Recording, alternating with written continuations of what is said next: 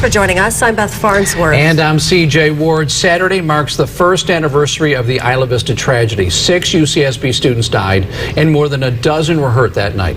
News Channel 3's Tracy Lair spoke to the father of Veronika Weiss, one of the sorority sisters killed that night. She joins us live from Isla Vista with more. Tracy? Bob Weiss described his daughter as a Westlake High water polo standout. He said she joined her mother and grandmother's sorority here at UCSB and felt safe until that tragic night.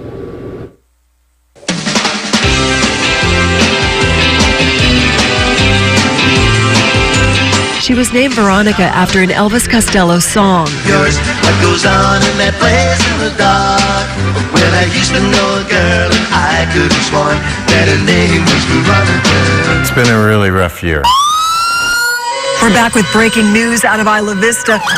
Absolute tragedy tonight. Shots were fired at a number of locations. The life of Veronika Weiss cut short by a madman with a gun. She was athletic, popular, and just 19. The first few months were the hardest. It's been really hard on my whole family, and it's a struggle. It's something that you don't get over, or get through. You just learn to live with it. Bob Weiss and his family are learning how to live without their daughter, their sister. As the one-year mark looms from that horrible night, her father wants to reach out to thank the people he considers heroes who tried to help his little girl, including the Tri-Delta sorority sister who called him the night Veronika was shot 7 times, but he doesn't know her name. It was brave to make that call, for sure. After we got the call, we went on the web and learned that what had been going on up in Isla Vista that night, and then we jumped in the car about midnight and drove up there. It's been a long night sitting in our car on the edge of the crime scene. Weiss also wants to thank people like Max Potter and Kyle Sullivan.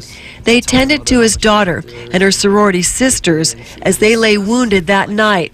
Only one of those young women survived. I've not spoken with Kyle. I would like to. He came to her aid and held her and tried to comfort her while she was dying, and I've wanted to thank him for that. I don't really know how to reach out to him, but he was heroic. And this father doesn't forget about the first responders, those who engaged the gunman, stopping his murderous rampage. I know that they, after the shooting occurred, they did everything they could to stop the killer before he killed more people, and one of them was only about 50 feet away from the first shooting, and he was the first one on the scene and tried to help the kids.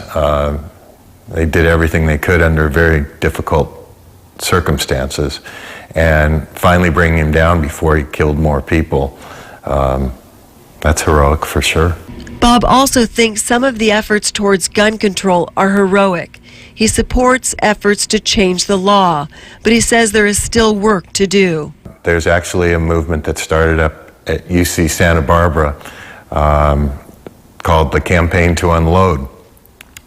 People don't seem to know this, but our University of California system has millions of dollars, and many of those dollars are invested in gun industry companies, either ammunition or manufacturers. And he's worked to create a scholarship in his daughter's name. Hopefully someone who earns that scholarship will do something for gun safety, but anything in public service. Other things will keep Veronika's memory alive. A ball field renamed for her in Westlake Village. A plaque at her high school.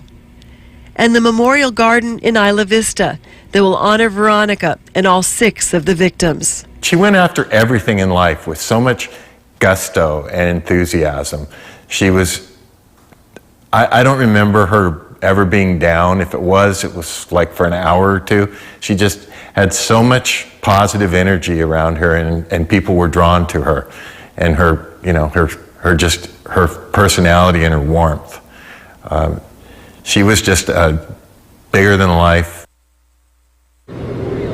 And Veronika is survived by her parents and 2 younger brothers. There will be memorial events here in Isla Vista and on campus this week, but Bob said the family won't be here. He said it's still too much of a burden. Instead, they plan to go to the beach and remember their loved one. Reporting live in Isla Vista, Tracy Lair, News Channel 3.